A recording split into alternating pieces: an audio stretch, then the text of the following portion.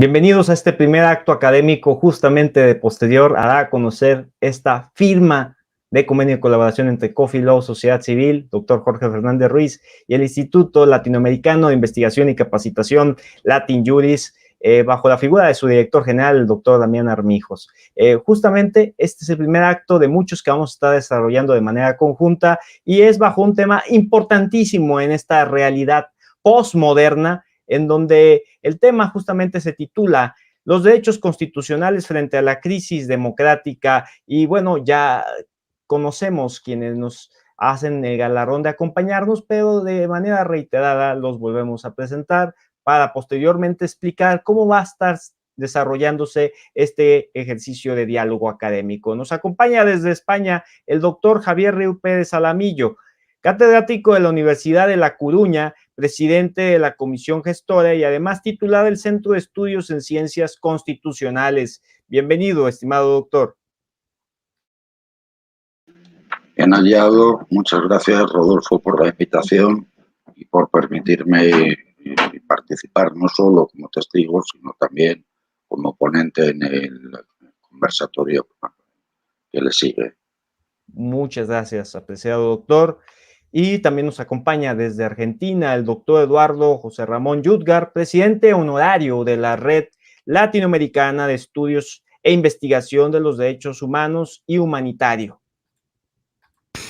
Muy bien, para mí también cordial saludo, realmente honrado de estar en esta institución, haber sido testigo del convenio y además haberme dignificado de compartir con un más que distinguido exponente de la cultura jurídica y constitucional europea, compartir un panel la tarde de hoy. Muchas gracias, apreciado doctor. Acto continuo, el explicar a todos los queridos amigos que nos acompañan desde las controversiales redes sociales a que participen en este diálogo académico, el que nos permitan conocer sus aportes, sus preguntas, que al final de este ejercicio estaremos haciéndolas llegar a nuestros ponentes para que también les puedan dar una oportuna respuesta. En esta primera etapa del diálogo, nuestros dos distinguidos juristas contarán hasta un tiempo de 10 minutos para desarrollar su primera participación. En la segunda ronda también van a estar contando cada uno con 10 minutos para al final, en las conclusiones, poder dar sus últimas consideraciones, aportes, propuestas en lo que es el lapsus de 3 minutos. Bueno, en esta primera ronda hasta por 10 minutos le cedemos la participación en el orden en el que fueron presentados al doctor Javier Riu Pérez Alamillo. Bien, muchas gracias de nuevo. Yo creo que para esta primera intervención lo mejor será enmarcar el problema desde los esquemas categoriales y aparato conceptual propio de las ciencias constitucionales. Y en este sentido me parece oportuno comenzar recordando una fundamental observación que realizó allá por 1926 Hermann Heller, para mí el mejor constitucionalista del primer tercio del siglo XX. Me estoy refiriendo a su aserto de que en realidad y en el orden de las ideas, la democracia nunca está en crisis ni puede entrar en situación de crisis. Pero que si la democracia como concepto no puede entrar en situación de crisis, lo que sí puede existir es la crisis en la gestión de la democracia. Y esto es, en mi opinión, lo que está sucediendo por doquier y de lo que somos testigos de excepción. En el Congreso Iberoamericano de Derecho Constitucional que se celebró en la ciudad de San Miguel de Tucumán en 2013, la conclusión general fue la de que se está produciendo, lamentablemente, un avance muy considerable de las fuerzas políticas partidarias del autoritarismo y de la autocracia. En este sentido, lo ha señalado también en su primera intervención el doctor Lujdar, me parece muy importante ver cuáles pueden ser las soluciones. Y nos encontramos con que es para hacer frente a esta situación de crisis en la gestión de la democracia, para lo que se está apelando a los derechos en cualquiera de las denominaciones que les podemos dar. Derechos humanos, derechos fundamentales, derechos constitucionales, en definitiva, aquel concepto que en 1717 había acuñado el reverendo John Weiss bajo el título de libertad civil. Es decir, la parte de la libertad natural, la que corresponde al hombre por el mero hecho de ser hombre, que permanece en posesión de los ciudadanos una vez que pasan a ser integrantes de una determinada comunidad política. Se opone de esta suerte la libertad civil a la acción de los gobernantes y con la idea de que así los hombres y las mujeres pueden ser efectivamente libres. Pero con ello hay que ser conscientes de esta circunstancia. Lo que sucede es que parece que se está dando por bueno y por válida las tesis defendidas en 1819 por Benjamin Constant en su célebre, tan brillante en las formas como vacía en el contenido material, conferencia de la libertad de los antiguos comparada con la de los modernos. Para Constant, seguramente no descubro nada nuevo, la democracia, lo que él llama la libertad de los antiguos, se agota con la mera participación de los ciudadanos en el proceso de toma de decisiones políticas fundamentales. Y añade Constant que los antiguos, los demócratas, nunca se han preocupado de preocuparse, de asegurar, como según él sí van a hacer los liberales, los modernos, la libertad privada de los individuos.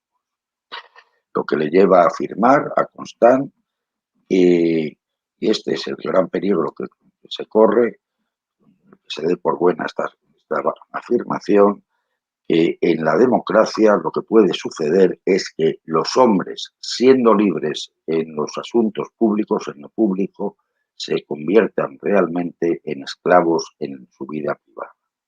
Ocurre, sin embargo, que esta afirmación, de la que Constant trató de sacar el máximo provecho en la contienda electoral en la que estaba inmerso cuando pronuncia su conferencia, no es correcta.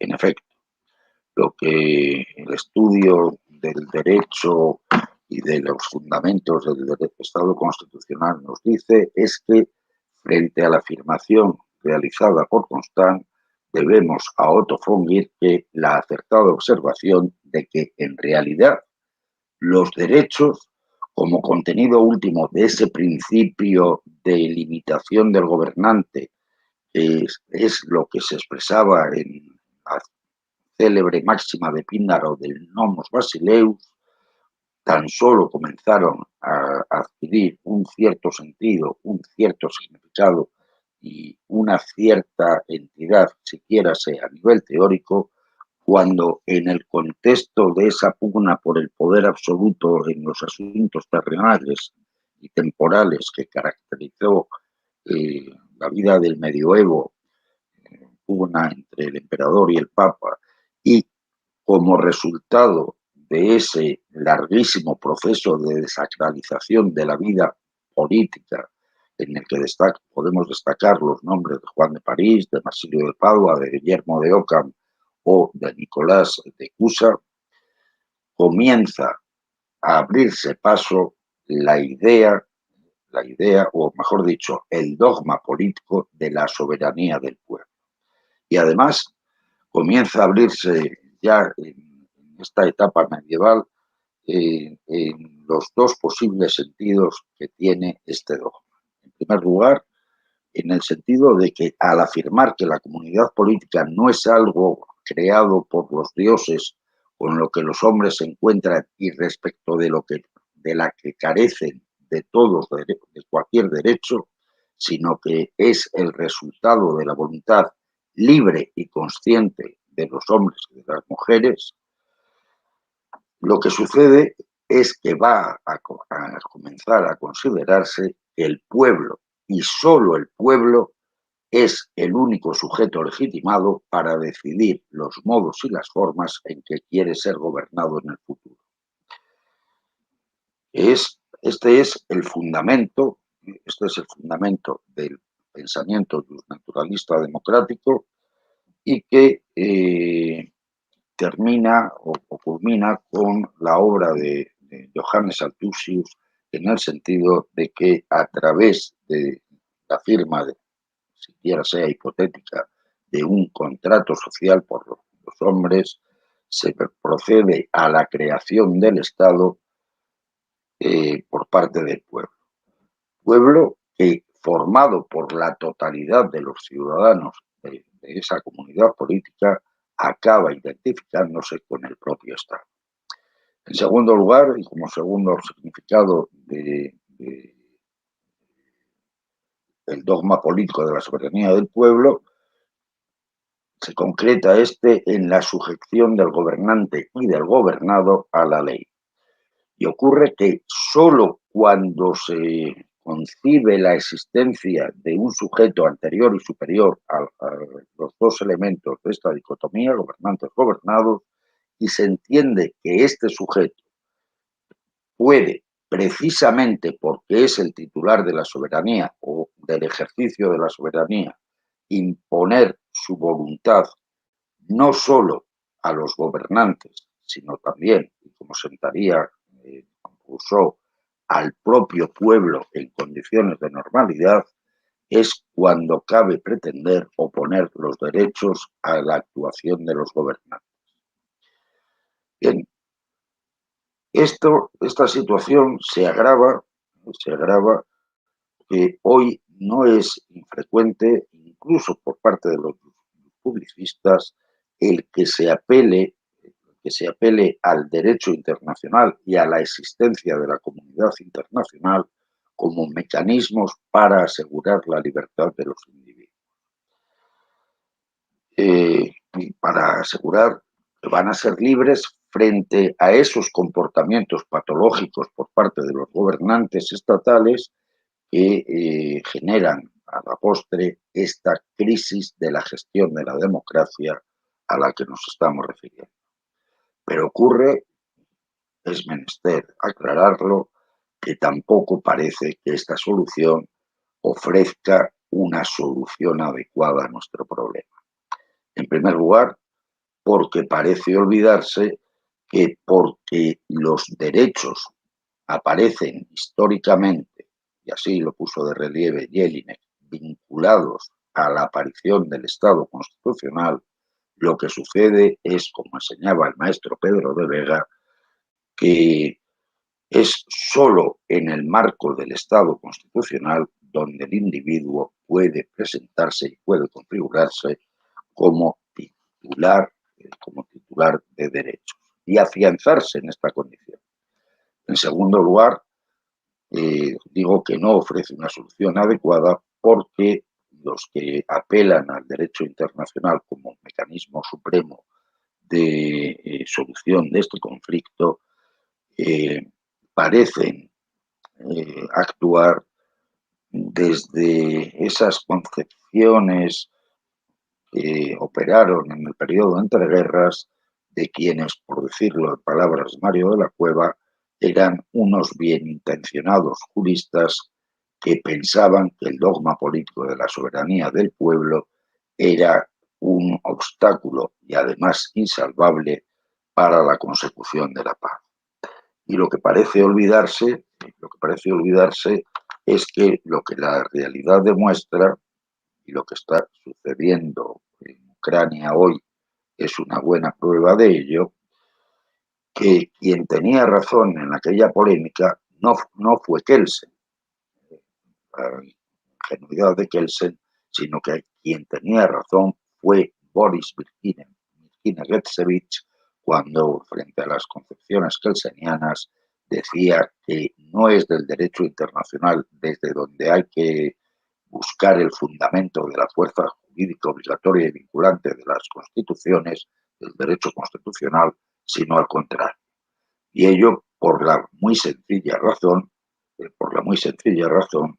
de que el derecho internacional solo es eficaz, solo resulta útil cuando los gobernantes son conscientes de que el incumplimiento de las obligaciones contractuales que han asumido en el derecho internacional suponen una violación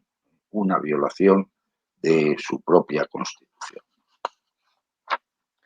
Así las cosas, empiezo ya a perfilar lo que va a ser, lo que a mí me parece que es la solución al problema que aquí nos ocupa.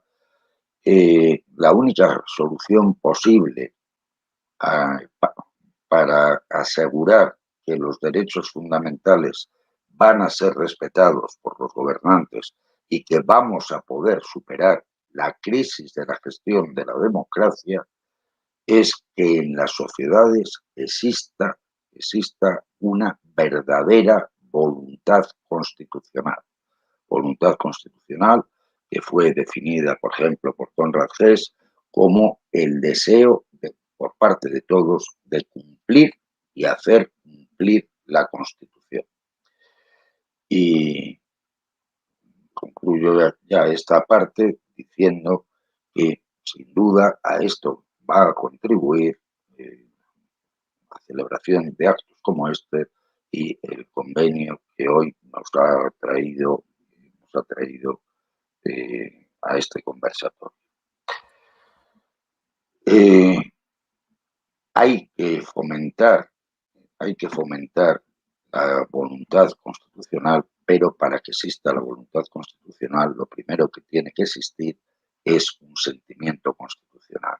Y para que exista ese sentimiento constitucional, ha de existir previamente el conocimiento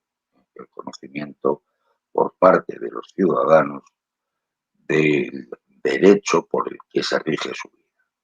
Bien, dejo aquí mi intervención y retomaré el discurso en la siguiente ronda. Muchas gracias. Muchas gracias, apreciado doctor Javier Río Pérez Salamillo, por esta extraordinaria primera intervención y obviamente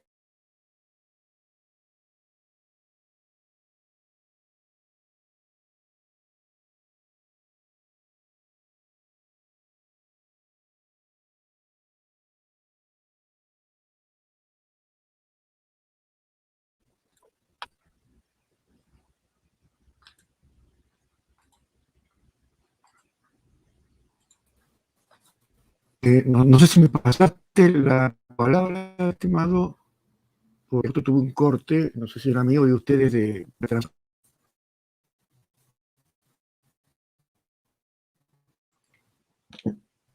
lo escuchamos bien. Lo escuchamos bien, estimado doctor.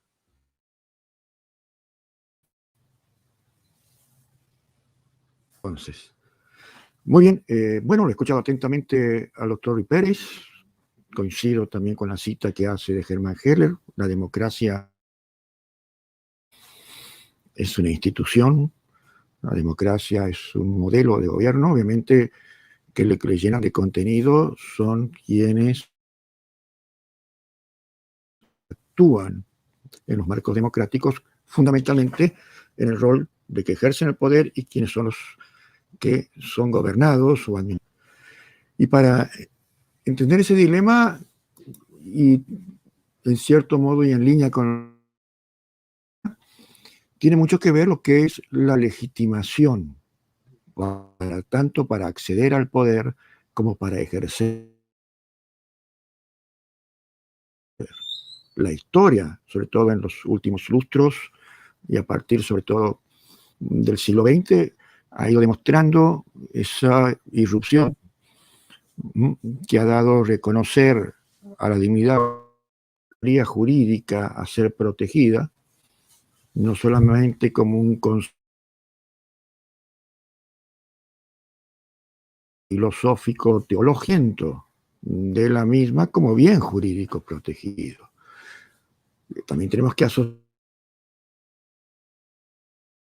a esa concepción de democracia que fuera concebida en la antigua Grecia, las transformaciones, mutaciones, cambios que ha ido alimentando producto de esas legitimaciones de acceso y ejercicio a la que vengo refiriendo. Y hoy hablamos de un concepto muy abierto en donde entran a jugar una serie de ideologías políticas, filosóficas, económicas, de distintas miradas y paradigmas que muchas veces le dan contenidos sesgados. Por eso es importante, en cierto modo, que ese reconocimiento democrático en la actualidad vaya bien ligado a lo que es el respeto de los derechos fundamentales, si no queremos hablar de categorías del internacionalismo.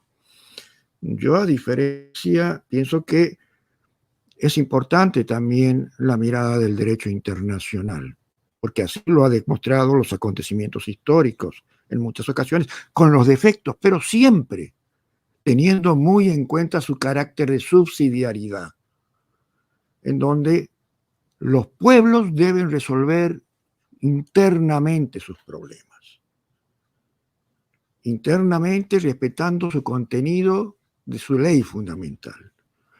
Ahora bien, para este evento había tomado algunas pautas que van desde miradas de distintas visiones en cuanto a las ideologías y paradigmas constitucionales y filosóficos, para hablar de algunos como Norberto Bobbio, Luigi Ferrajoli, John Rawls, mi compatriota Carlos Santiago Nino o Robert Alexi, y en donde piensan que la democracia no solamente tiene que ser formal, sino también una democracia material para ser un verdadero sentido al contenido democrático, para ser una verdadera democracia. No solamente es necesario llenar los contenidos democráticos de un elemento cuantitativo en cuanto a que, respetando los procedimientos constitucionales, se acceda por dichos mecanismos en base a una decisión mayoritaria al poder, sino también que el poder hay que ejercerlos para todo, para mayorías y minorías. Esa es otra constante de la historia. Y es quizás lo que muchas veces lleva a hablar de crisis democráticas cuando, siguiendo el razonamiento de aquel gran jurista alemán que citó el profesor Ruiz Pérez y que lo enriqueció con sus palabras en este foro,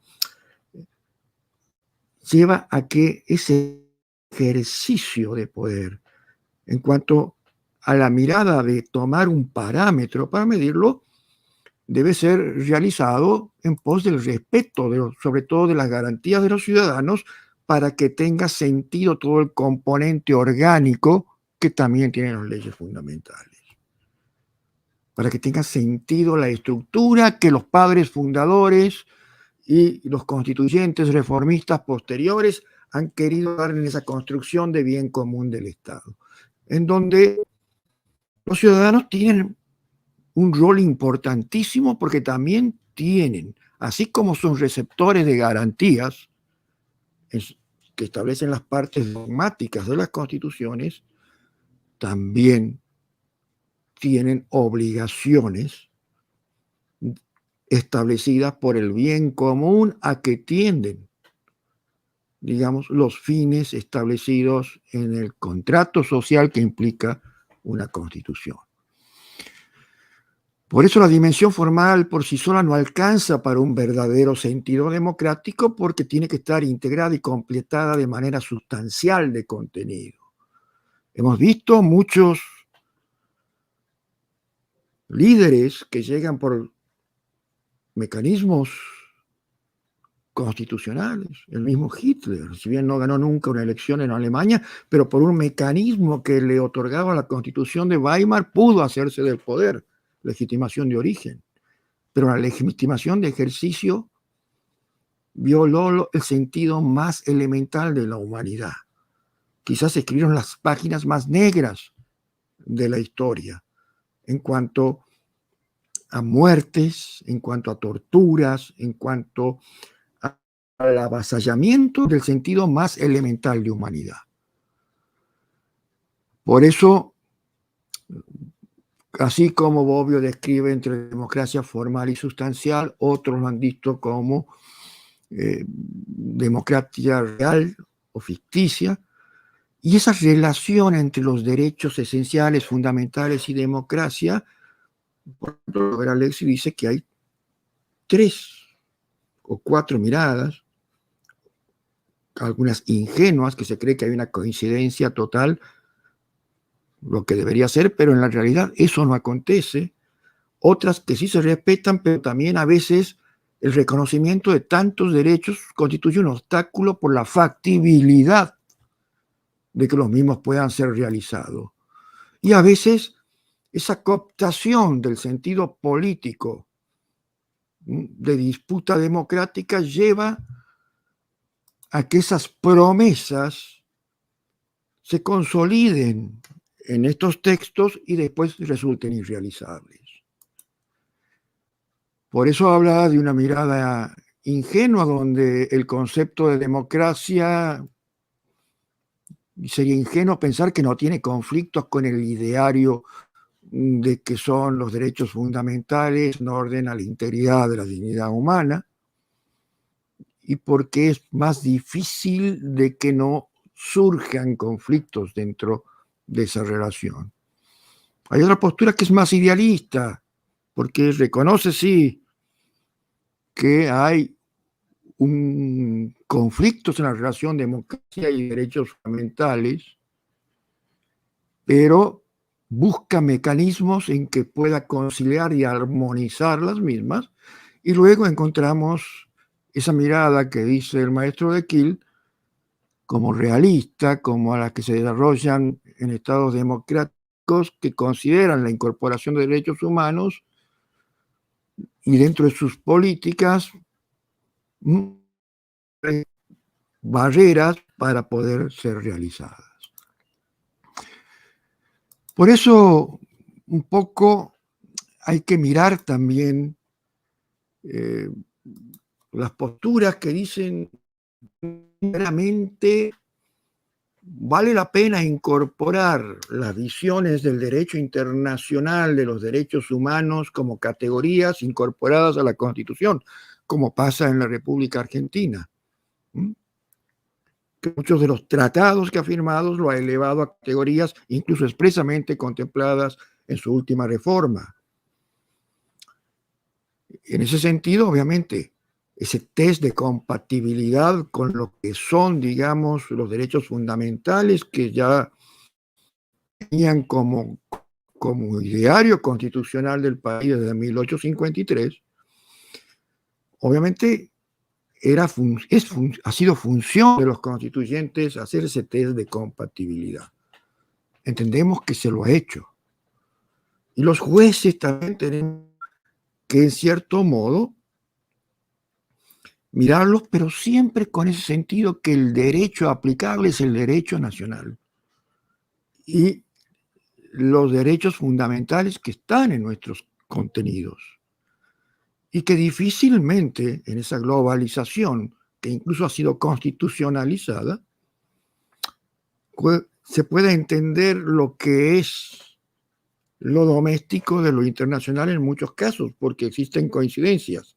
Pero en cuanto a la aplicabilidad del derecho, y eso no solamente para los jueces, sino para todos aquellos que deban realizar las acciones de gobierno, se va refiriendo a temas concretos que vinculan la factibilidad y en donde el derecho internacional es un derecho expectante, porque mientras el estándar comprometido con la comunidad internacional como acto soberano que ha hecho el Estado, mientras cumpla esos mínimos o mejore esos mínimos que establece el sistema internacional, nada tiene que hacer el derecho internacional en el ámbito interno. Pero muchas veces las atrocidades a las que hemos visto, los reclamos aquí en Latinoamérica muy sensibles, lo hemos visto hace muy poco tiempo en Chile, en Colombia, en Ecuador, en Argentina, en la década pasada, en Europa también, pero no quiero hablar de lo europeo porque son los europeos los que lo conocen, pero los reclamos en Francia, se han visto en España, en donde hay una insatisfacción, nos hace pensar también en esa distinción que rompe con lo que fueron los postulados liberales de la Revolución Francesa de separación de poder, y un poco, desde mi óptica, le doy la razón a otro alemán, un gran constitucionalista, como Karl Loewenstein, que decía que más que una separación del poder, lo que hay es una distribución del poder, pero el poder es único. Y es donde miramos esos contenidos, como clasificaba Loewenstein, ontológicos, normativos,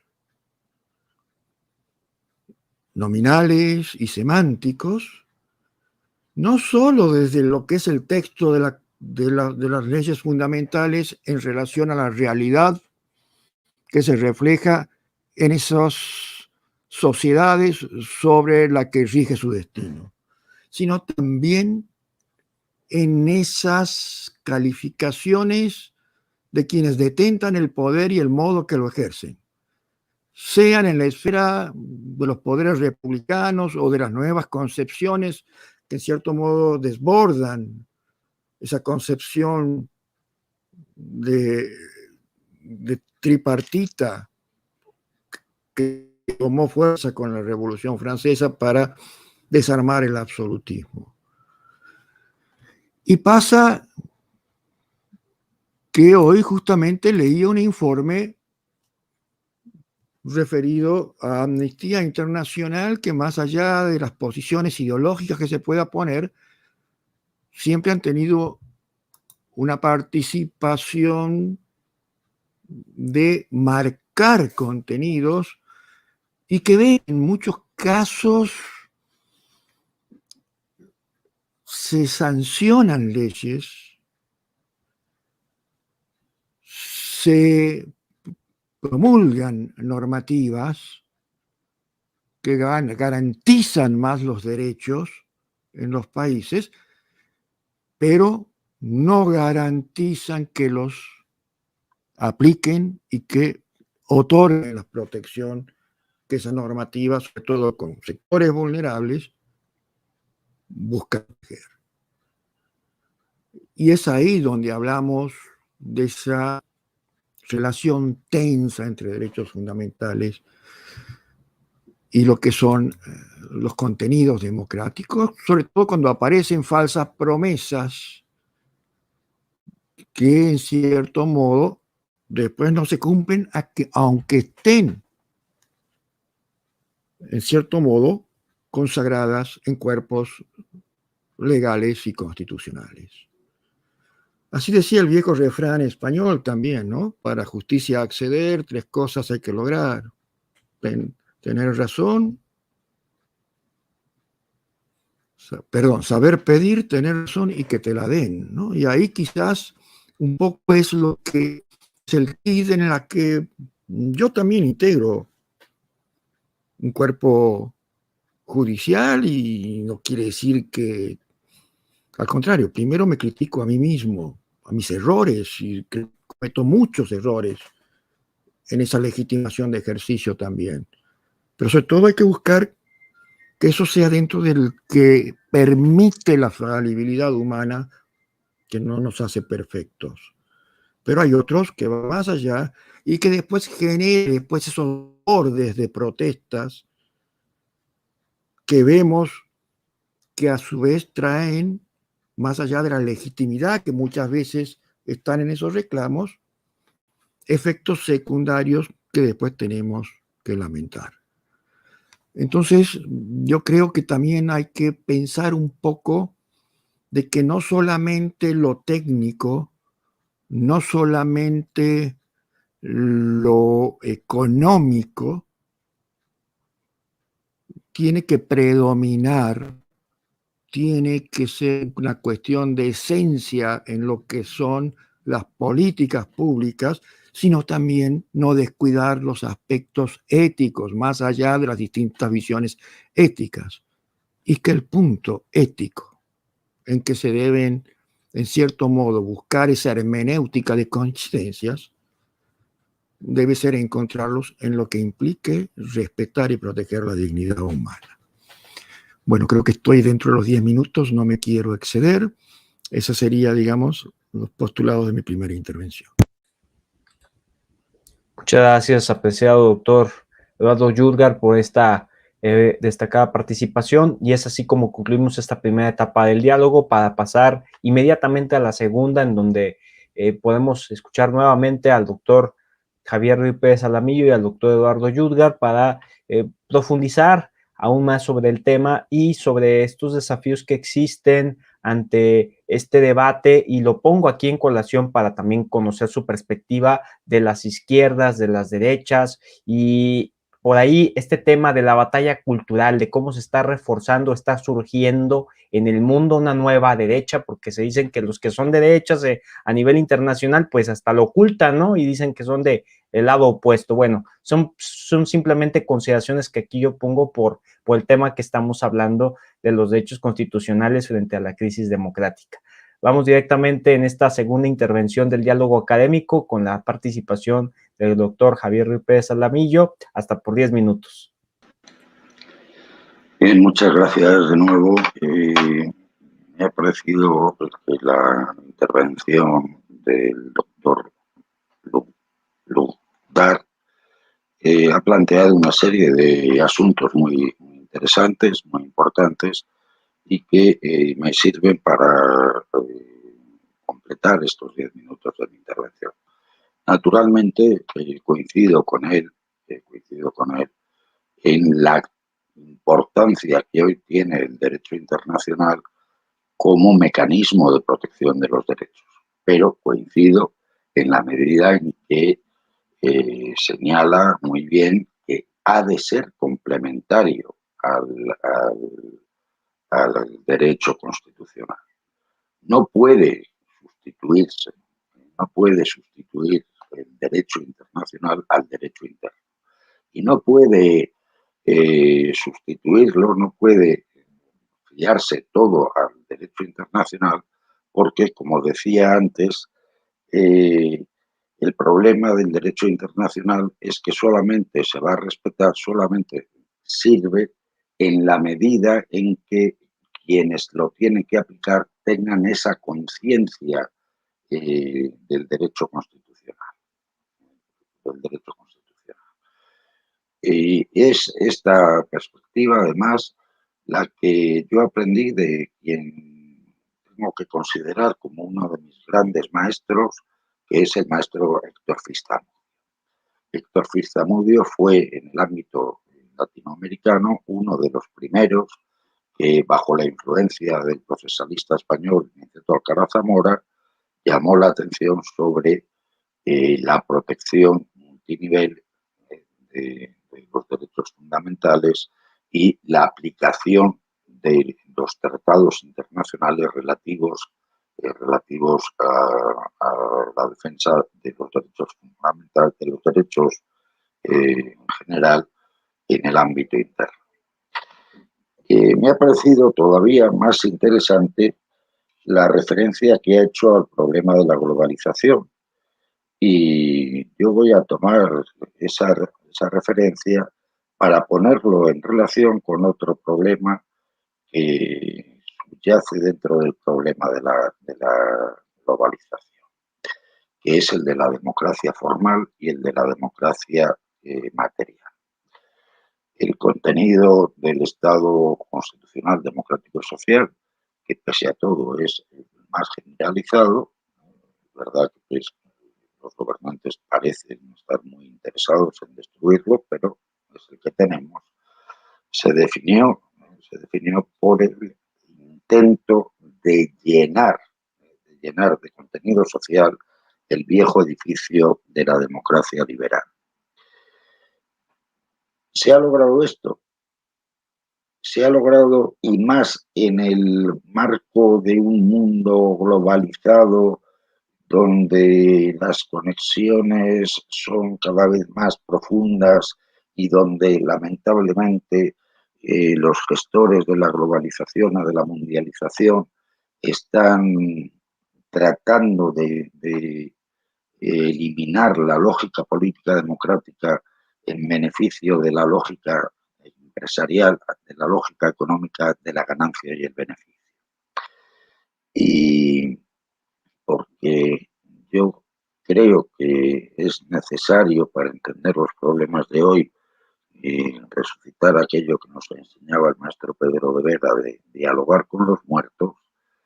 Me voy a permitir traer a colación una observación que allá por el año 1922 realizó un gran constitucionalista alemán y pese a ser un gran constitucionalista alemán y decir lo que dijo, realmente conservador.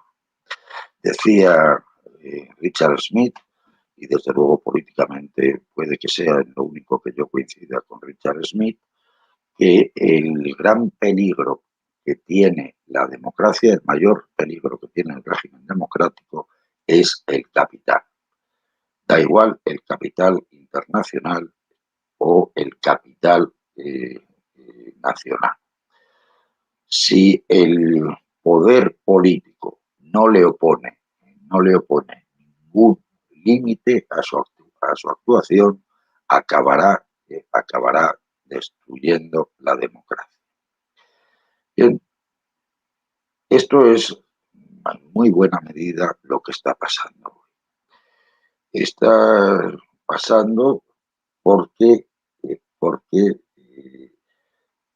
la globalización, tal y como la están conduciendo los neoliberales tecnócratas, no respeta el principio de división de poderes. El principio de división de poderes que hoy se materializa de unas maneras muy distintas a como fue formulado originariamente por Montesquieu. Montesquieu, que era un pensador liberal que actuaba en un momento donde se daba validez, donde se creía que era válida la visión de los fisiócratas de la separación radical entre el Estado y la sociedad, y que el Estado era la encarnación del mal de la que había que proteger a los ciudadanos, mientras que la sociedad era el reino de la bondad. Montesquieu se preocupa solo del Estado o Estado aparato.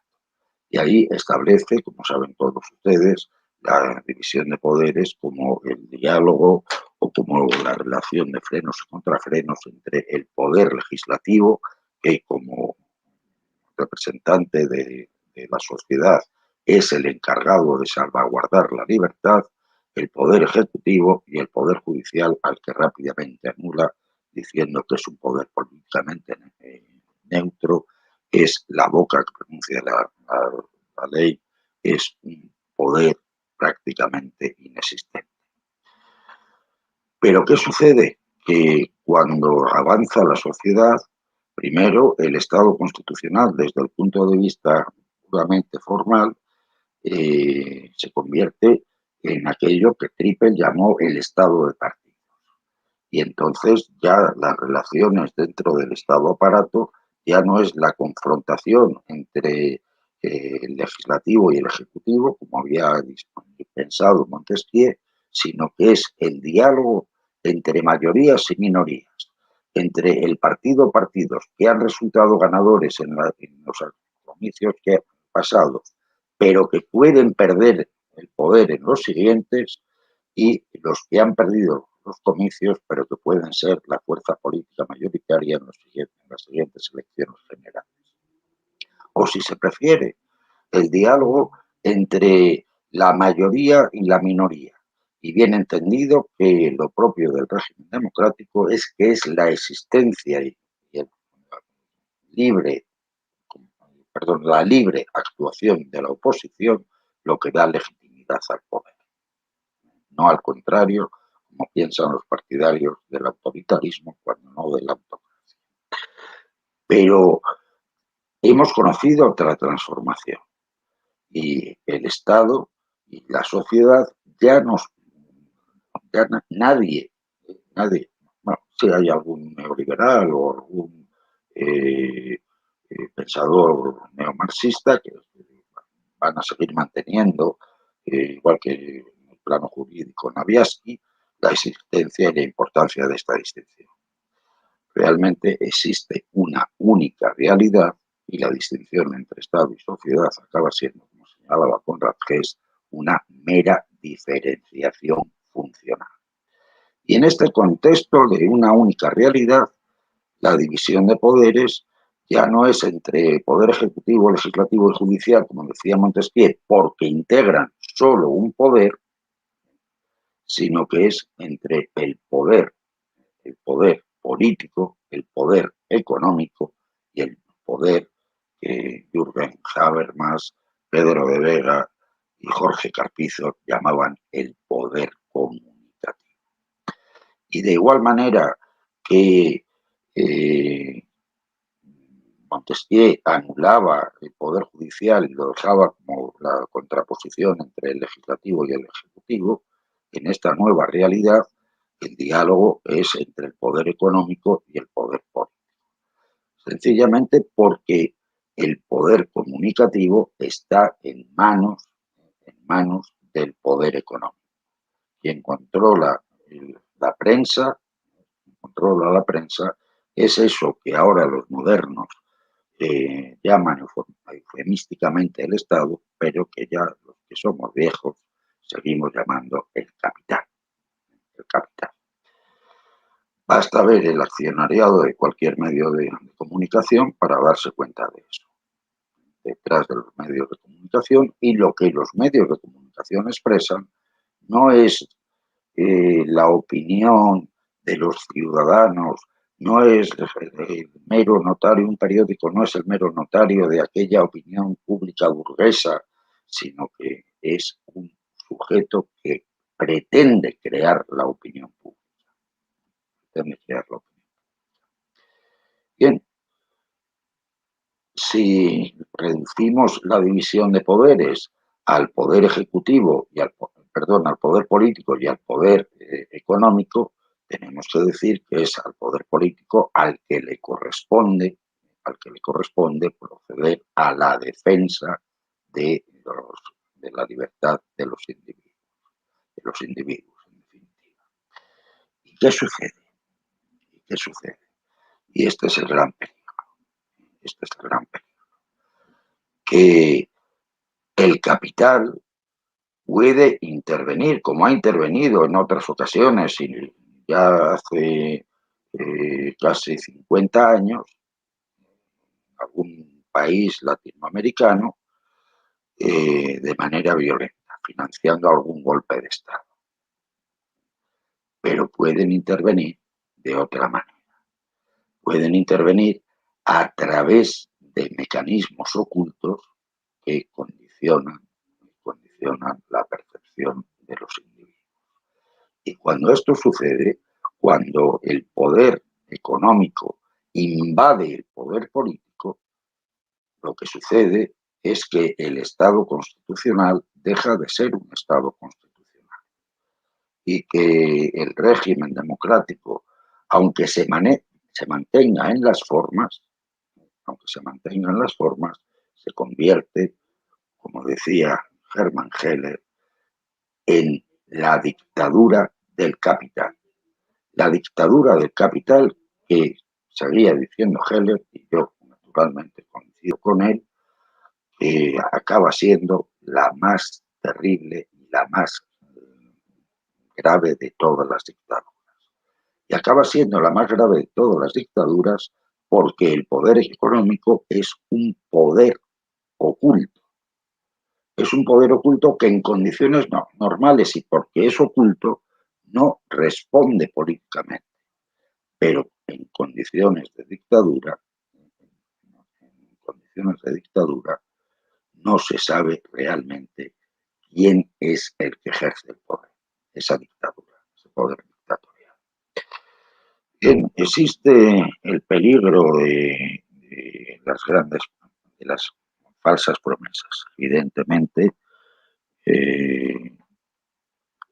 hay ese peligro y hay el peligro del que hablaba Mannheim, de que la gente pueda verse frustrada en sus expectativas y que acabe reaccionando no contra los gestores del sistema, sino contra el sistema democrático en su conjunto. Esto puede suceder por dos razones.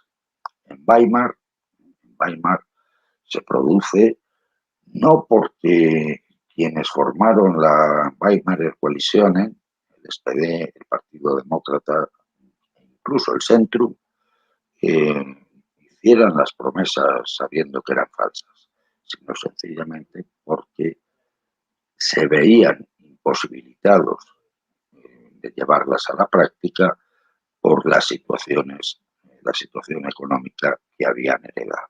Recuerden que el Estado social se edifica sobre las ruinas del Estado liberal, el Estado aquel que no recaudaba, el Estado que no actuaba.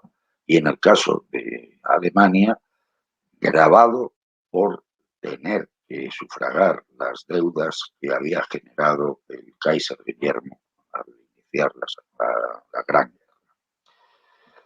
Guerra. Bien.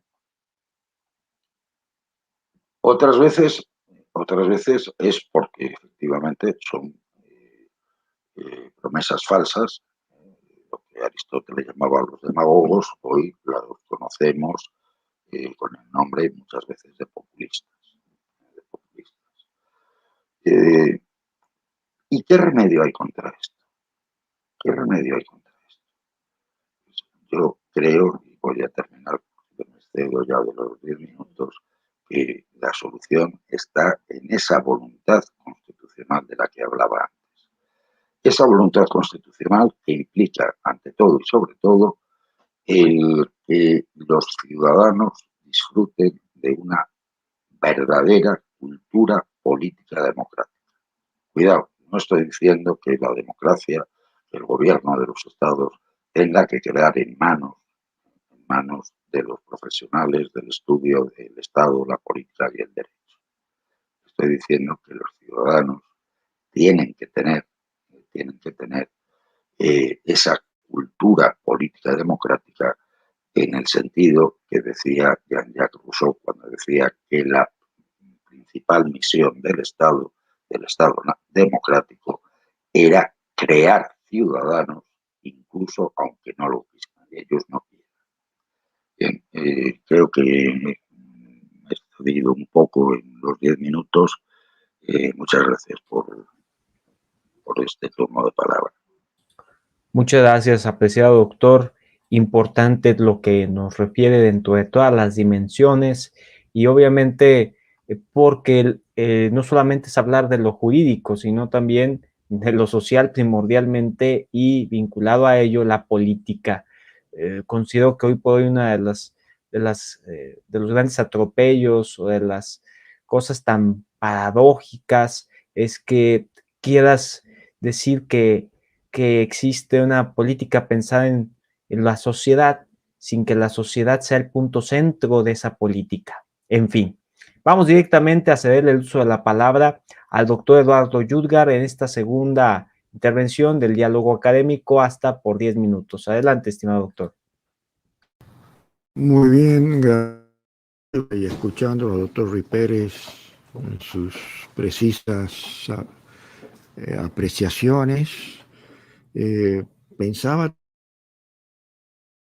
el nuevo escenario, ¿no?, a que veníamos gradualmente ingresando en una visión en donde todavía no resolvíamos desde las distintas disciplinas jurídicas y especialmente la constitucional, esa constatación de la realización de los principios que alimentan la cláusula de las normas constitucionales, que muchas veces la vemos vapuleada, la vemos avasallada, en otros casos no, y siempre quiero hablar de casos que considero de excepción, pero que cada día empiezan a aparecer más presentes, por eso la preocupación.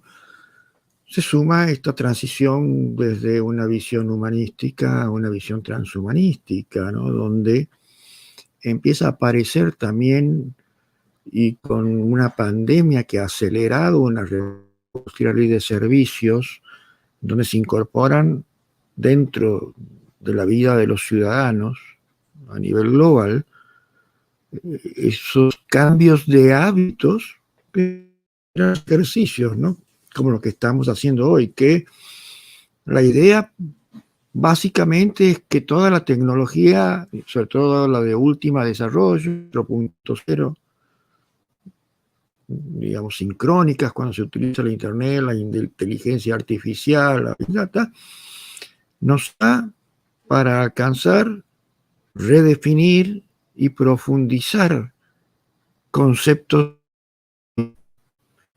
Pero a poco de andar nos damos cuenta también que es una herramienta peligrosísima, en donde aquellos elementales criterios de igualdad y libertad, por qué no también decirlo fraternidad, con la que se consumó la Revolución Francesa, puedan ser afectados por la fuerte incidencia que día a día va teniendo como mecanismos para realizar derechos garantizados, y es la principal preocupación que se tiene con las brechas digitales, ¿no? Todavía, quizás desde los postulados de construcción del constitucionalismo, no hemos alcanzado a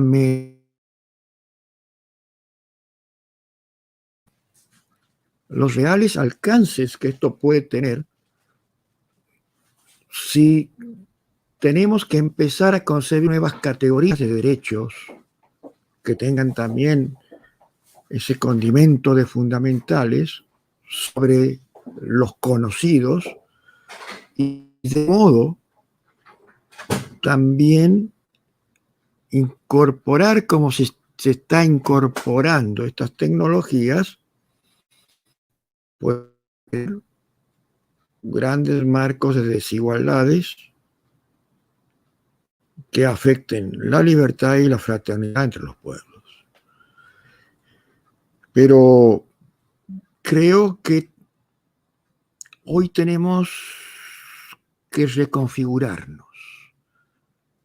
Creo que hay que respetar aspectos de la interdisciplinaridad. En el constitucionalismo también tenemos que tener mayores apertura a la interdisciplinaridad para poder entender con mayor fuerza los problemas reales actuales que tiene la sociedad. Muchas veces, inocentemente, nos enfrascamos en que todas las soluciones vienen de la sola juridicidad, sobre todo los que somos abogados o profesionales del derecho. Y aquí hay que mirar un poquito también el problema humano. El problema humano que tenemos a la punta de nuestras narices. Que en cada país tendrá su propia característica por aspectos de idiosincrasia, por aspectos del respeto a sus costumbres, en cuanto a qué incidencia puede tener si no lo gestionamos y lo administramos. También desde una aplicación de tecnoética, ¿no? De poner algunos frenos a estos avances que tras las bondades dentro de lo que es el avance de la civilización, las nuevas tecnologías, en realidad, más allá de venir a ayudarnos a consolidar la construcción del bien común, no genere otros métodos que incluso no los podamos conocer o pocos tengan acceso a conocerlos, que en cierto modo nos estén imponiendo un sometimiento para el ejercicio de derecho.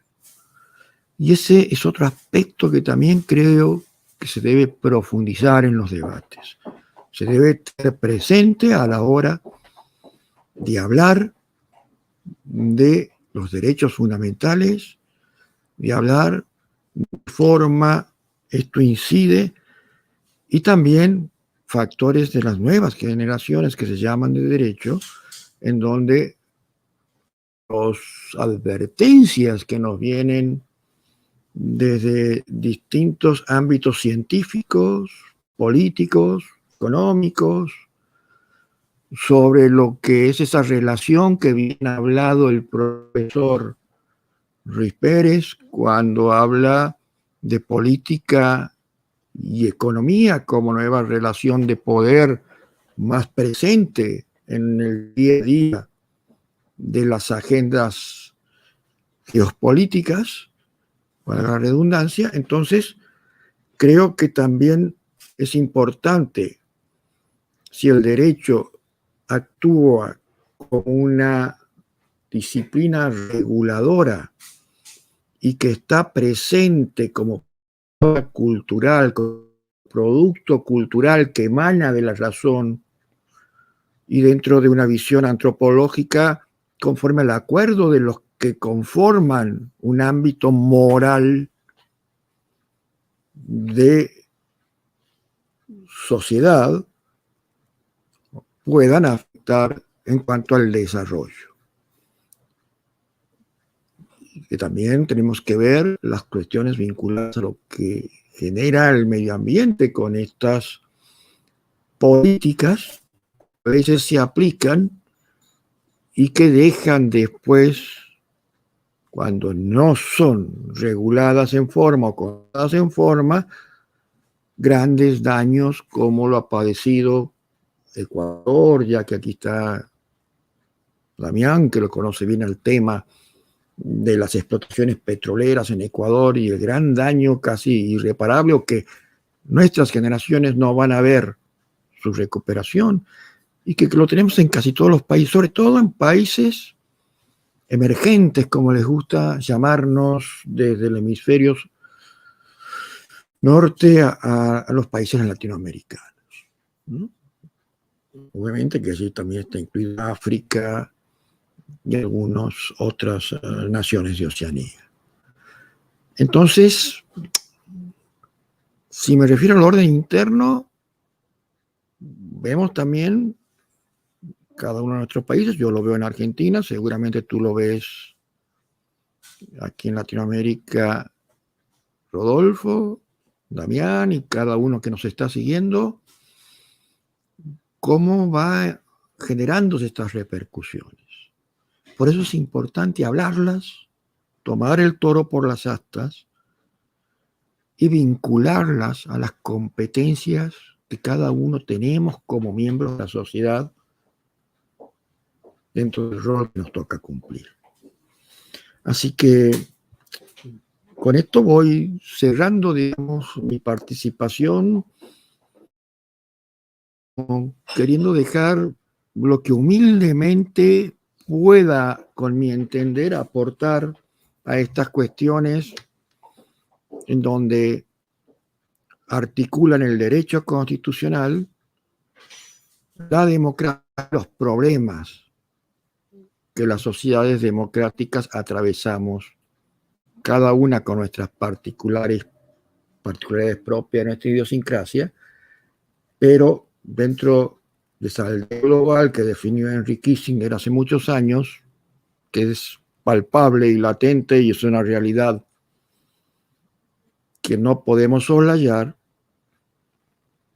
afecta en mayor o menor medida casi de un modo en todo el planeta. Así que agradezco, saludo a mi partener de esta tarde, a quien he leído mucho de sus pensamientos en los textos publicados, y agradezco tanto a Coffee Low como a Latin Juris haberme invitado la tarde de hoy. Muchas gracias. Muchas gracias, apreciado doctor Eduardo Yudgar, por esta brillante segunda participación.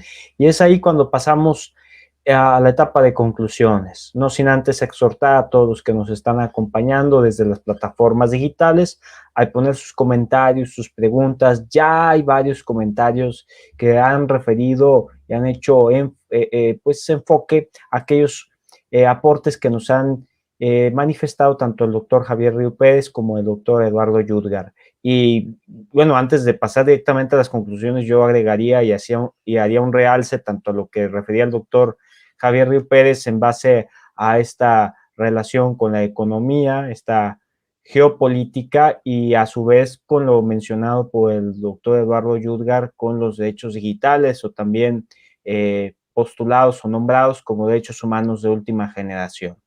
Y es importantísimo tener esto en el radar, porque no solamente estamos hablando de cuestiones dimensionadas bajo la realidad natural, sino también bajo la realidad virtual. Entonces sí son temas que ponen en un tema de estudio de 180 grados hacia dónde nos dirigimos y qué es lo que debemos hacer. Bueno, vamos directamente entonces a la etapa de las conclusiones, por un lapsus de 3 minutos, para entonces ya ir a una que otra pregunta o comentario para la etapa de retroalimentación, en donde también pues ya nos podrán visualizar a los 4 que integramos esta sala virtual. Adelante, doctor Alamillo, hasta por 3 minutos. Bien, muy brevemente,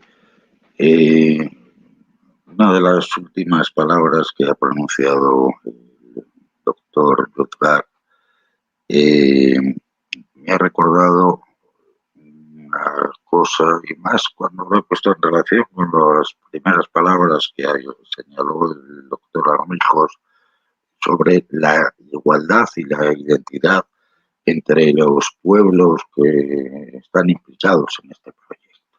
Me estoy refiriendo a lo de los países emergentes, como nos llaman desde el hemisferio norte. Me acordaba de una anécdota cuando el gran poeta español, poeta y músico español, Joan Manuel Serrat, musicó a Mario Benedetti, y hablaban del poema El sur también existe.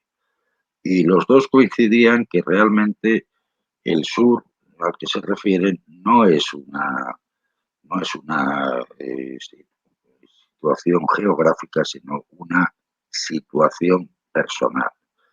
Y decían los dos de común acuerdo que Pinochet gobierna, estamos hablando de cuando ese señor todavía ostentaba el poder en Chile, detentaba el poder en Chile, detentar es ostentarse sin justo título, pero sin embargo es el norte. Olof Palme, primer ministro que era en aquel momento de Suecia, poco hay más al norte de Suecia, pero sin embargo es el sur. Por fortuna, yo creo que en este foro, cualquiera que sea nuestra ubicación, todos pertenecemos a ese sur y a esos países emergentes de los que hablaba mi interlocutor. Bien, también muy brevemente, derechos y democracia. He dicho antes que los derechos comenzaron a tomar fuerza cuando en el medioevo se proclama ya la soberanía del pueblo. He visto un comentario de Rufino Pilozzi de Casa sobre los servidores públicos que representan los tres poderes deben trabajar para el interés social, público y general. Bien, Marsilio de Padua fue uno de los primeros que dejó clara esta cuestión. Cuando él dice que el poder terrenal no puede pertenecer al Papa, que es quien tiene un poder absoluto en lo espiritual, se pregunta quién ejerce el poder en el ámbito terrenal. Y frente a otros juristas que actuaron en nombre del emperador, como Dante Alighieri, Marsilio no va a atribuir el poder al emperador, sino que lo va a atribuir al pueblo. Y va a decir que el emperador es un mero funcionario al servicio del pueblo y que está obligado a servirle lealmente. ¿Acaso porque se está olvidando esto es por lo que el señor Pilozzi formula su pregunta y por lo que nos vemos en esta situación de crisis de la gestión de la democracia? Y evidentemente lo que tenemos que hacer, y de ahí la importancia de este convenio de colaboración, es hacer conocer a los ciudadanos que son ellos y no los gobernantes, no los que tienen coche oficial, los dueños del destino de la comunidad política. Y que quienes tienen un coche oficial no son los que pueden imponer su voluntad a los ciudadanos, sino que lo que tienen que hacer es estar al servicio y a cumplir los mandatos que les dio el pueblo. Mandatos que en el marco del Estado constitucional, democrático y social, que es lo que tenemos que reivindicar frente a la lógica económica del beneficio y la ganancia del neoliberalismo, es el que lleva a la satisfacción del bien común y del interés general. Creo que quedan todavía unos segundos y aprovecho para dar de nuevo las gracias a Rodolfo Guerrero y al doctor Arnigós por su invitación y expresar también mi satisfacción por haber compartido el panel con el doctor Dudlab. Me parece muy importante el que sigamos celebrando eventos como estos para recuperar esa conciencia democrática y hacer frente al que sin duda alguna es el mayor reto que tiene hoy planteada la humanidad, que es la recuperación del contenido material de la democracia constitucional. Muchas gracias. Muchas gracias, apreciado doctor Javier Ruiz Pérez Alamillo, por su importante conclusión y no obviando obviamente que en la etapa de retroalimentación haremos énfasis en algunos detalles adicionales, nada más para advertir sobre este último apartado del diálogo académico en curso, y acto continuo le cedemos el uso de la palabra al doctor Eduardo Yurga para también sus conclusiones.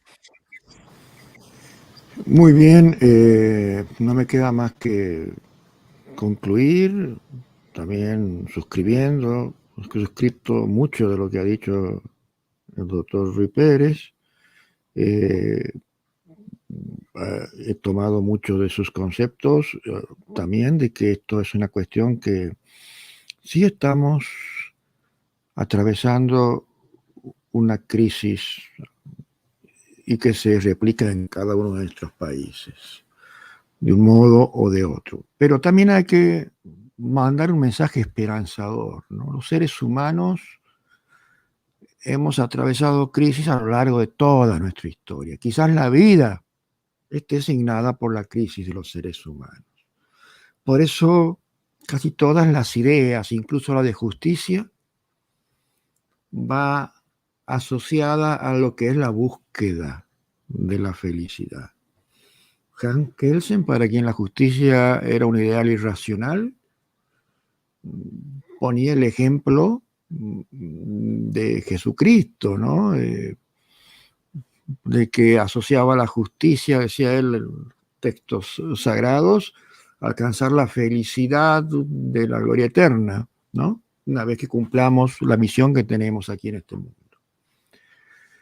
Pero esta búsqueda obviamente implica desafíos de que permanentemente tengamos que estar en esa acción de encontrar las salidas a situaciones que a veces parecen que nos colocan en mundos de inviabilidad en algunos países. Creo que el hecho de haber pasado miles y millones de años y que el ser humano siga presente a pesar de las amenazas que en su tiempo fueron cada una de las circunstancias históricas que le ha tocado vivir, la vamos a ir encontrando, sobre todo utilizando nuestras experiencias como sociedad, nuestras experiencias como seres individuales, como portadores de una dignidad, como decía Immanuel Kant, que no tiene precio, es irreemplazable, pero que tiene ese resorte de individualidad, coincidiendo de alguna manera con ese concepto de dignidad a pesar de las diferencias de pareceres que tenía con Tomás de Aquino, ¿no? Que lo hace desde una mirada más teológica, única e irrepetible. Por eso apuesto a que cada día cultivemos, más allá de nuestras falibilidades, virtudes que no son talentos. No nacemos con virtudes. Puede que algunos nazcan con talentos, pero la virtud va más allá, porque la virtud es la que nos permite, como decían los grandes pensadores del pasado, alcanzar factores de prudencia que en definitiva nos va a dar la claridad individual, la claridad para ver, algunos en mayor medida que otros,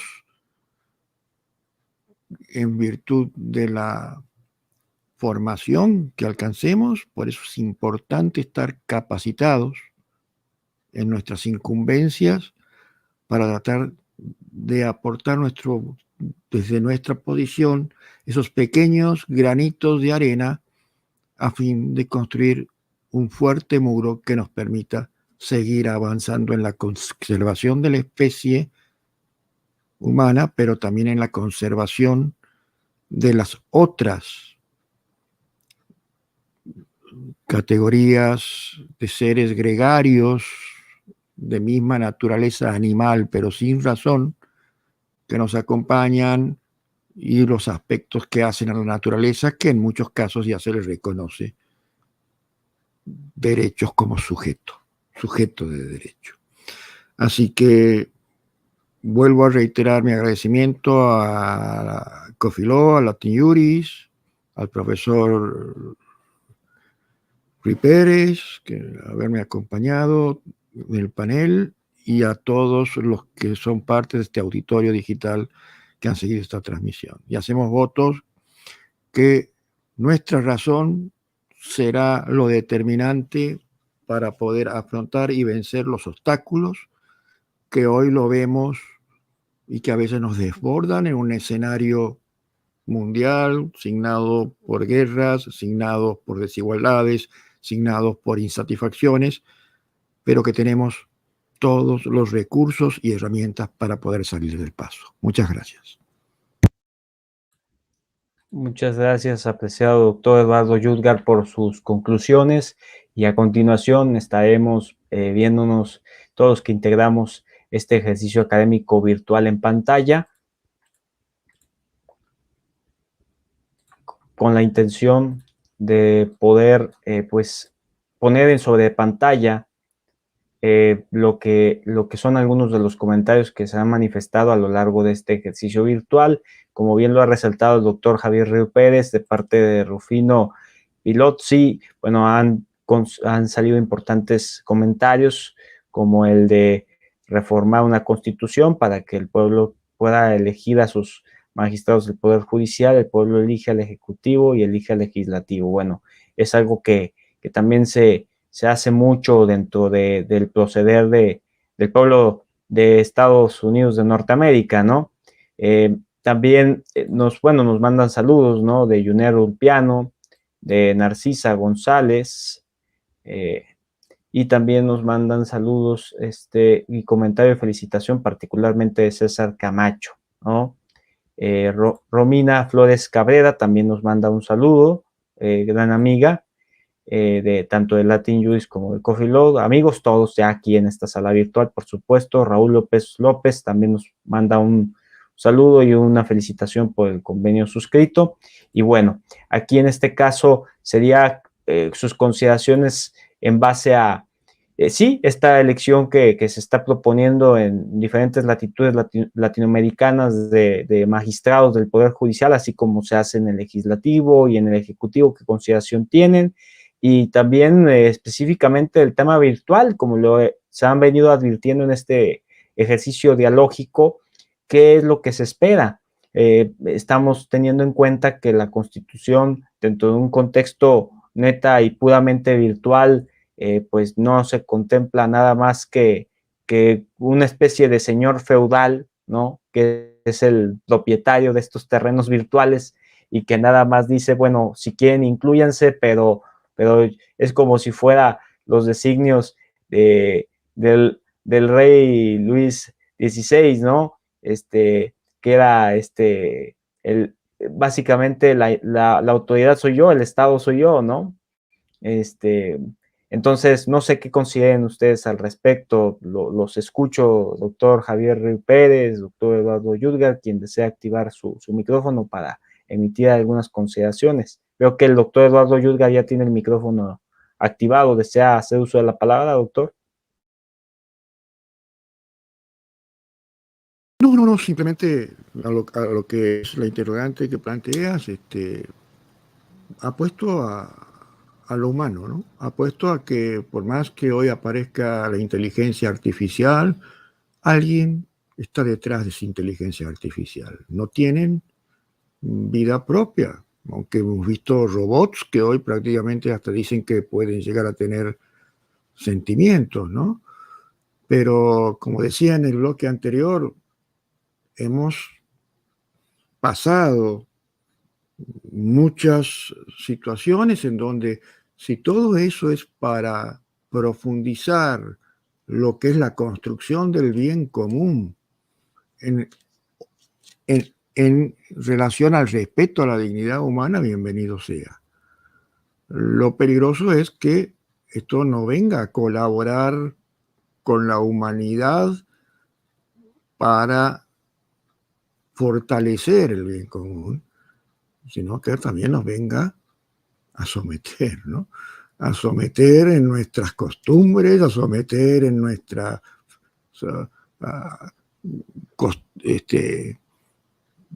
quehaceres diarios de vida, y es quizás a lo que tenemos que estar atentos para que se pueda armonizar avances, civilización y libertad e igualdad. Muchas gracias, estimado doctor Eduardo Yudgar. Y pequeña precisión, Luis XIV, la referencia que hacía yo hace unos momentos del Estado soy yo. Nada más para que quede asentado, y el fe de ratas. Doctor Javier Río Pérez, también adelante. Perdón. En relación con este problema, recuerdo que hace ya algunos años hiciste una entrevista sobre Internet, el acceso a Internet, y hablábamos precisamente de los problemas que ha puesto Eduardo sobre la mesa. Yo estoy de acuerdo que, sin duda alguna, hoy Internet es un vehículo fundamental para la ampliación del conocimiento.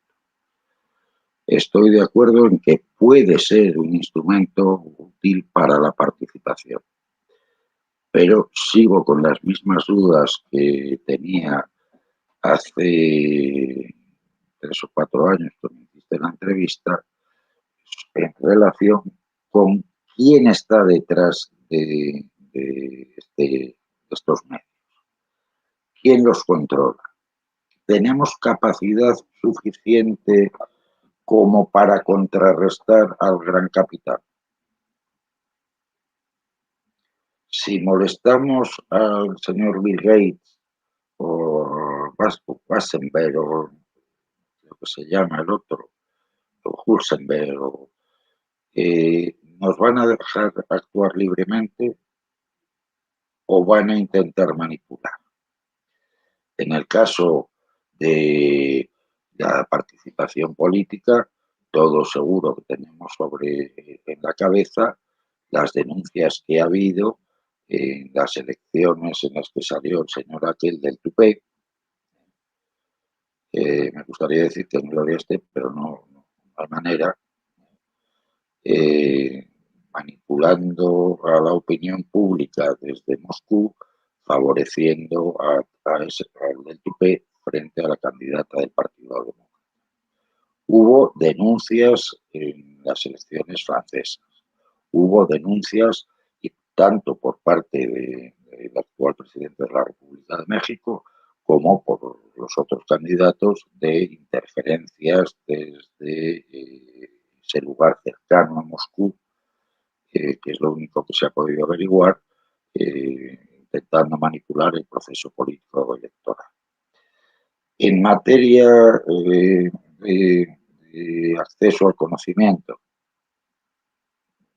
tengo mis dudas también sobre si realmente tenemos capacidad técnica para que pueda actuar como tal, o no estaremos también contribuyendo a favorecer, como decía Eduardo, el que alguien manipule y el que alguien convenza al personal de que lo bueno no es la democracia, sino los regímenes autocráticos.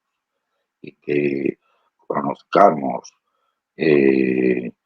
no solo en un país que luego ejerce una política imperialista, sino en muchos países, fenómenos como los que denunció Eduardo en su intervención, que supusieron la muerte de la República de Weimar.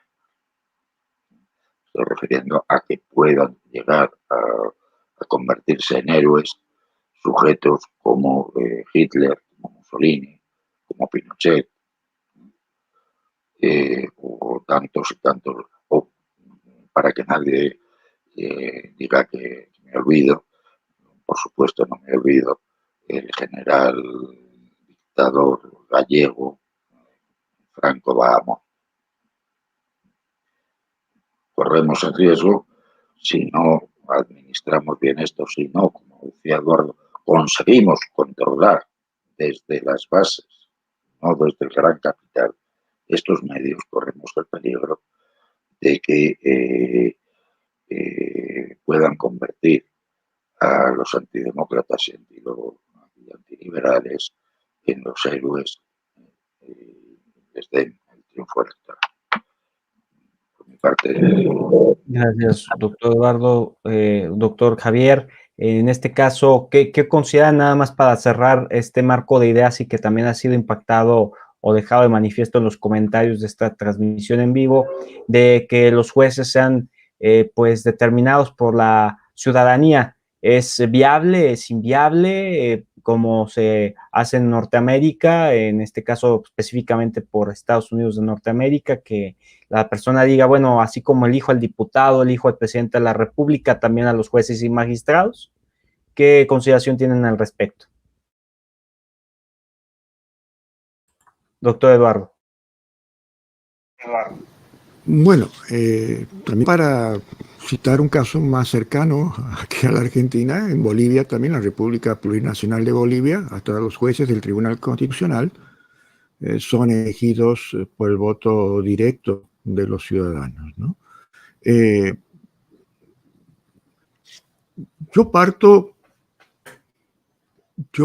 de que el constitucionalismo, sobre todo aquel que ha querido imponer los conceptos, siempre ha dicho que el ejercicio de impartir justicia radica en el pueblo. Y que dentro de nuestras democracias representativas, por esa ficción de la representación, son jueces técnicos que juran, ¿no?, someterse a la fuerza ley del derecho. Habría cierto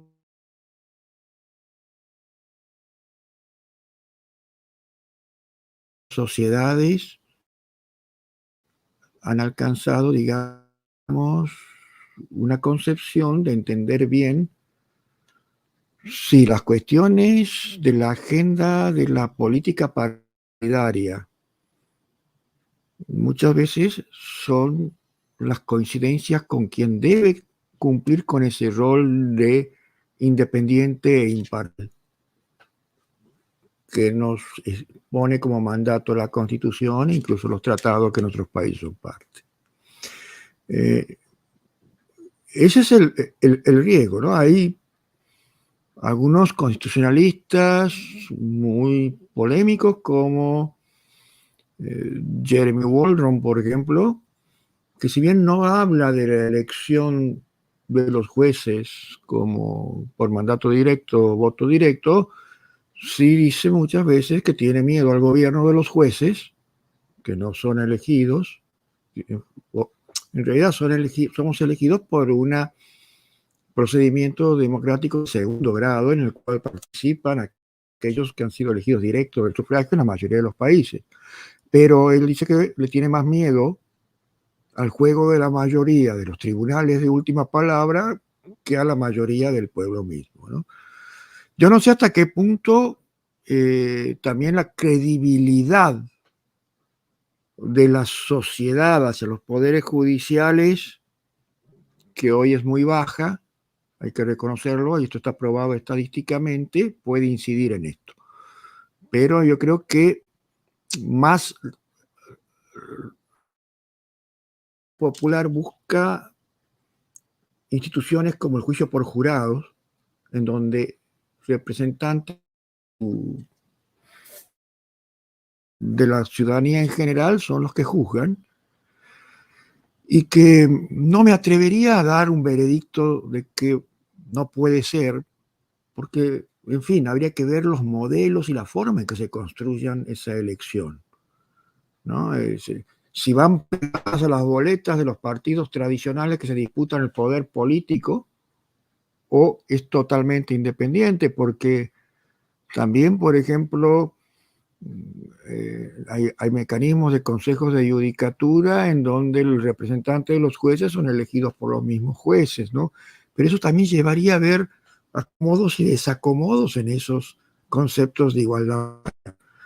En fin, habría que ver cómo tracciona esto en los países que lo han implementado, qué aspectos culturales tenemos respecto a esos países, que son pocos los que lo tienen, y si realmente el modelo tradicional actual se encuentra agotado o puede, en cierto modo, ser rescatado con transformaciones, con algunas reformas, digamos, eliminando determinados vicios.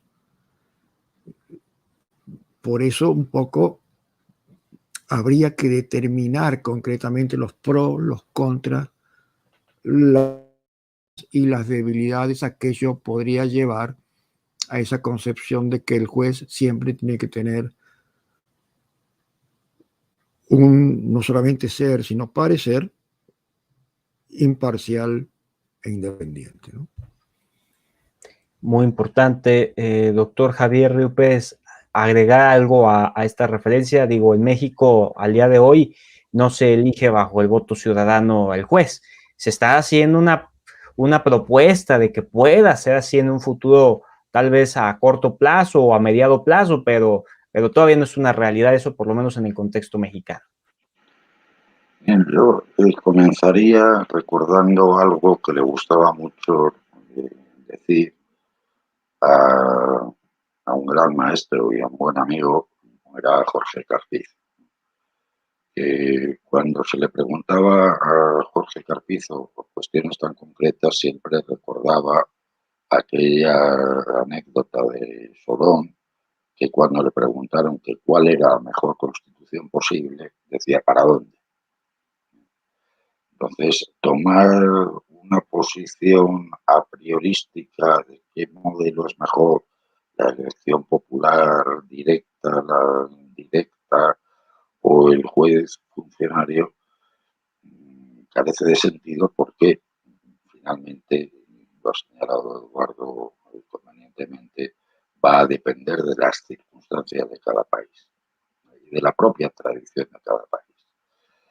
Lo que a mí sí me parece importante es lograr que la independencia judicial sea real. ¿A qué me refiero? Todas las constituciones verdaderas y todas esas farsas que existen en las dictaduras reconocen la independencia del Poder Judicial. Pero realmente esto es así. La independencia del Poder Judicial no depende del sistema por el que accede, sino que depende única y exclusivamente de su única obediencia a la ley. Y ahí está el verdadero problema. En un Estado democrático que realmente lo sea, el juez va a ser independiente. En un sistema autocrático, aunque el juez no esté de acuerdo con la dictadura, no será independiente. ¿Por qué? Porque si cumple con su función, se verá obligado a aplicar una ley. Pero esa ley no será una ley en el sentido propio de la palabra, que es la ley democrática. Heller ponía el ejemplo de la Italia de Mussolini, pero es aplicable a cualquier otra dictadura. ¿Existe realmente, pese a que en el Estatuto Albertino se reconoce la independencia judicial, esa independencia? El juez tiene que aplicar una ley, pero va a aplicar una ley que es hecha por un parlamento cuyos miembros no son elegidos por el pueblo, sino que son elegidos por el Gran Consejo del Fastio. Y los miembros del Consejo del Fastio son elegidos directamente por Mussolini. Entonces, la ley que aplica el juez, aunque tenga apariencia de generalidad, de racionalidad, como exige la ley democrática, es verdaderamente la voluntad del pueblo, o lo que hace el juez es aplicar la voluntad del dictador. Esto es lo que es verdaderamente relevante. Sea cual sea el sistema, si no garantizamos que el legislativo va a responder a la voluntad de los ciudadanos, va a representar a los ciudadanos, da igual que tengamos jueces electos directamente por los ciudadanos, que sea como es el modelo general en Europa, desde luego en la Europa continental, el juez funcionario. Un señor que tiene mucha memoria, que es capaz de memorizar 600, dependiendo de las convocatorias, de 600 a 800 temas, y que va a aplicar una ley, pero ¿qué ley? ¿Qué ley? Si no garantizamos que la ley sea realmente una ley democrática, no tendremos independencia judicial. Muy importante, estimado doctor, lo que nos comenta específicamente porque nos hace hacer una visión de fondo y no solamente de forma o no solamente a la superficie de este tema que nos han gentilmente puesto como comentario en esta transmisión en vivo. Bueno, sería también el uso, invitando a mi estimado doctor Damián Armijos, sus palabras en este acto ya de conclusión, cerrando este ejercicio, como siempre me gusta parcialmente, alertando que muy próximamente habrá más, pero también abriendo micrófono, estimado doctor Damián.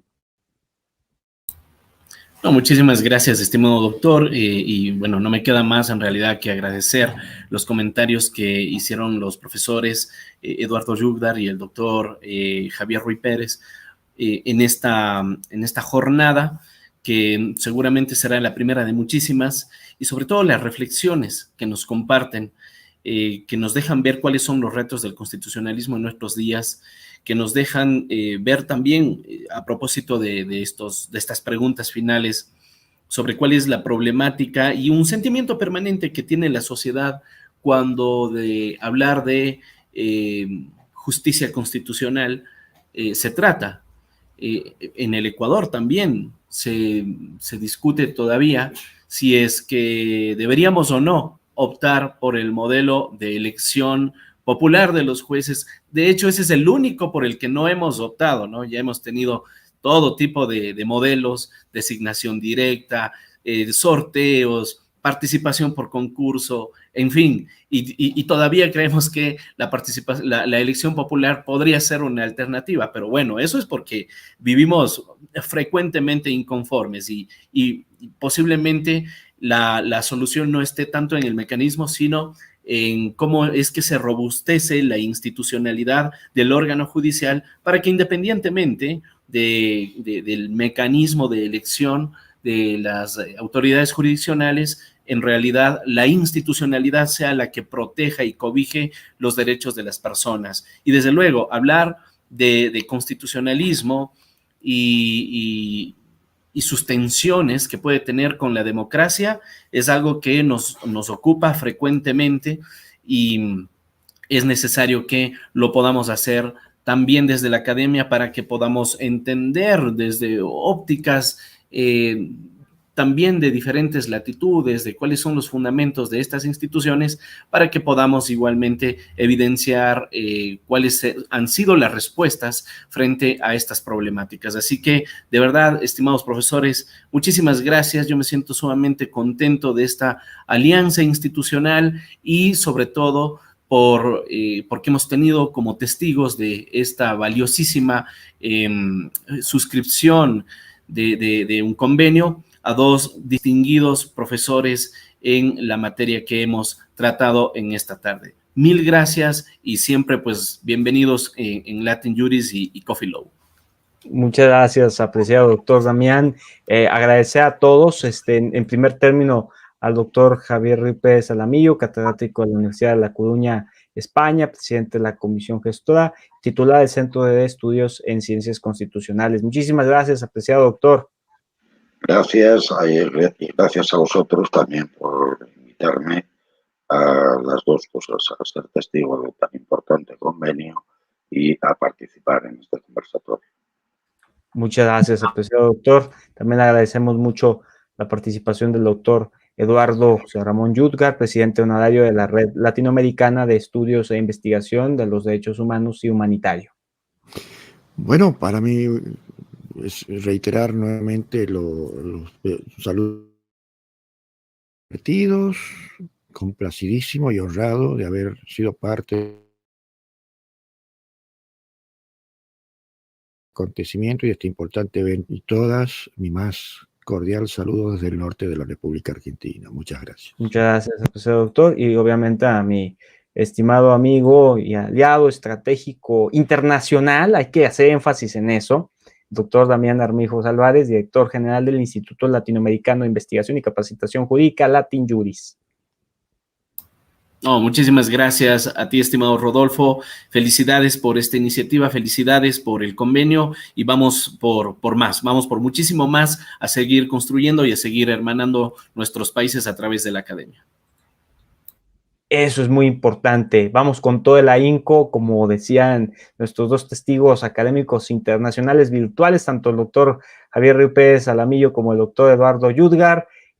Vamos a hacer énfasis de que juventud, divino tesoro y aliados nos lleva muchísimo más lejos. Entonces, pues a todos los que han estado aquí acompañándonos, sepan que este ejercicio de diálogo académico está disponible a través tanto de Latin Juris como de Coffee Law para que lo puedan replicar, lo puedan volver a ver cuantas veces quieran y con la libertad de usarlo para las finalidades académicas que ustedes destinen convenientes.